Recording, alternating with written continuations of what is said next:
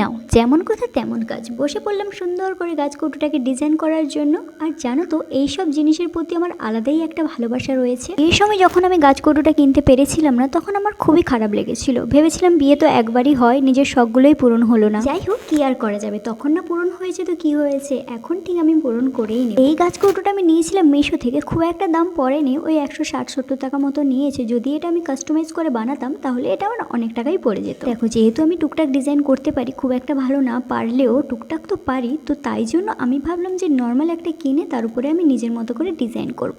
3 মাস আগে এই ডিজাইনটা আমি করেছিলাম, তারপর আর করতে পারিনি। আজকে ভাবলাম চলো একটু সুন্দর করে ডিজাইন করা যাক, আর অর্ধেক কাজ কখনো ফেলে রাখতে নেই। আর জানো তো আমার কিছু কিছু জিনিসের প্রতি একটা আলাদাই ভালোবাসা রয়েছে, যেমন কলকা হয়ে গেল, মেহেন্দি হয়ে গেল, ব্রাইডাল কিছু কাজ হয়ে গেল, এই জিনিসগুলোর প্রতি আমার আলাদাই একটা ভালোবাসা রয়েছে। মনে হয় এই ইচ্ছেগুলো সার যেমন ইচ্ছেই থেকে যাবে, কোনোদিন সফলতা পাবো না। তো যাই হোক, আজকের ভিডিওটা এই পর্যন্ত। দেখো, পুরো সিম্পলের উপরে ডিজাইনটা রাখার চেষ্টা করেছি। তোমাদের ডিজাইনটা কেমন লাগলো জানিও। সবাই ভালো থাকবে, সুস্থ থাকবে, দেখা হবে নেক্সট ভিডিওতে।